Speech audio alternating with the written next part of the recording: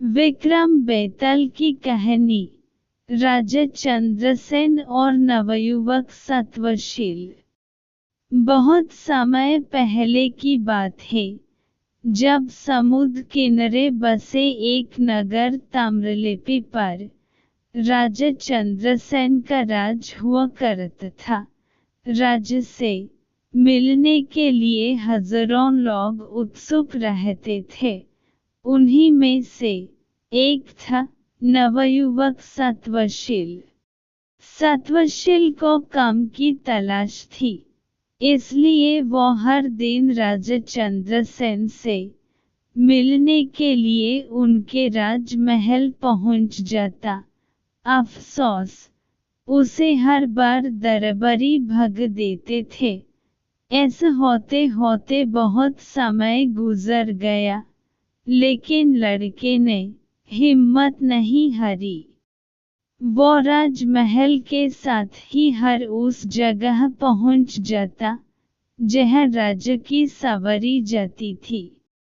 एक दिन राजा भ्रमण कर अपने सैनिकों के साथ महल की ओर लौट रहे थे।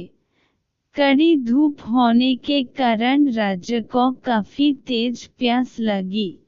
सैनिक इधर उधर पानी ढूंढने लगते हैं, लेकिन कोई भी कामयाब नहीं होता है।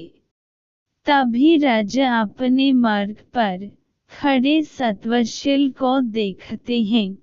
नवयुवक को देख राजा पूछते हैं, क्या तुम्हारे पास पानी है? सत्वशील तुरंत राजा को पानी पिलाता है और साथ ही मीठे फल भी खिलाता है।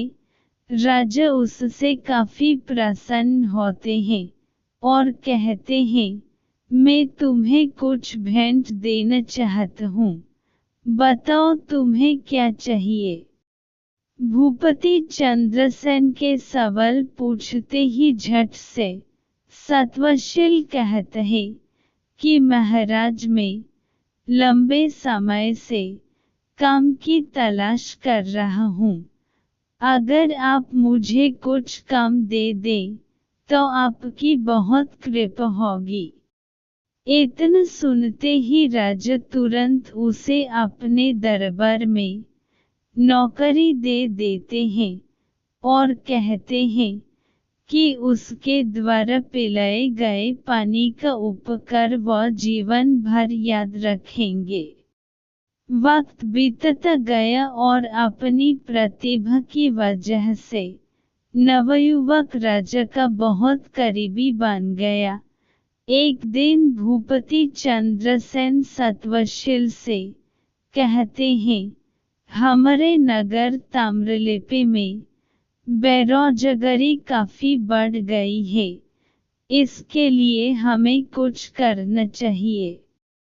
इतना सुनते ही नवयुवक कहता है, आप हुक्म कीजिए महाराज। राजा कहते हैं, हमारे पास एक टापू है जो काफी हरा भरा है। अगर वहाँ कुछ खोज की जाए तो काम के कुछ अवसर मिल सकते हैं। इतना सुनते ही सत्वशील जी महाराज कहकर टापू के लिए रवाना हो गया। समुद्र के रास्ते टापू के पास पहुंचते ही सत्वशील को पानी में तैरता हुआ एक झंडा नजर आता है। झंडे को देखते ही वो हिम्मत जुटाकर पानी में कूदता है।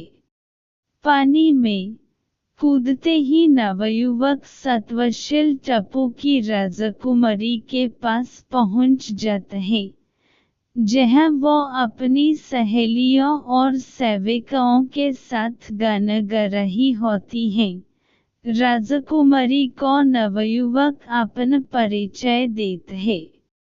कुछ देर बातचीत करने के बाद राजकुमारी सत्वशील को भोजन का निमंत्रण देती है और खाना खाने से पहले पास के ही एक तालाब में स्नान करने का आग्रह करती है। जैसे ही सत्वशील तालाब में नहाने के लिए उतरते हैं। वह ताम्रलिप्ति महल की सभा में पहुंच जाते हैं। एकदम सभा में सत्वशील को देख राजा चंद्रसेन चकित हो जाते हैं। वह उससे पूछते हैं, अरे तुम यहाँ कैसे? सत्वशील राजा को पूरी घटना के बारे में बताते हैं। सारी बातें जानने के बाद राजा भी उस टापू में जाने का फैसला लेते हैं।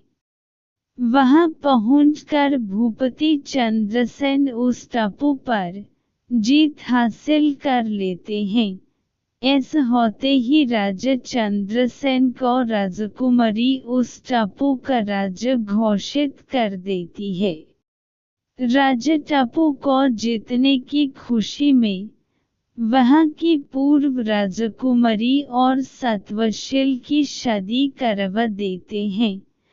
इस तरह राजा चंद्रसेन सत्वशील के पानी के उपकार को चुकते हैं।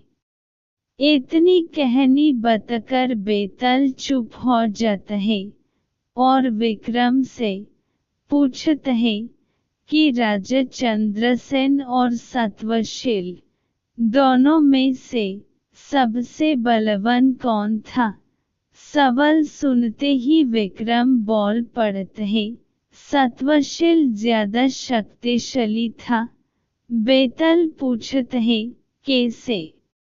तब विक्रम बताते हैं कि सत्वशील बिन कुछ सोचे समझे ही टापू के पास झंड देखकर पानी में कूद जाते हैं। वहां कूदने पर उसे किसी भी तरह का खतरा हो सकता था, जबकि राजा को पता था कि वहां पानी में कोई खतरा नहीं है। सवाल का जवाब मिलते ही बेताल राजा विक्रम के कंधे से उड़कर वापस घने जंगल में किसी पेड़ पर जाकर बैठ जाता है। कहानी से सीख: हिम्मत कभी नहीं हारनी चाहिए और कर्म लगातार करते रहना चाहिए।